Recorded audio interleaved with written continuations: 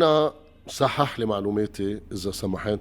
مشكلتك فينا نقول بلشت أكتر شيء وقت كانوا أطلقوا نظام الفئات العمرية وخمسة أو سبعة وبيناتهم خمسة أجانب. خبرني عن هيدا شو صار هون، لأن قامت لأيامي طلع نظام خزعبلة مم. بس ما حدا بيعرف شو هو. قال في مدري أي بلد بالعالم عامل على أساس نحن الواعدين يلي تحت مواليد 2012 و13، يعني دوري الواعدين 2012 يعني 11 سنة 12 سنة 12 سنة 13 سنة. أوكي. بيحق لك بخمس أجانب. إيش قد ايه بيلعبوا على أرض الملعب يا كبير؟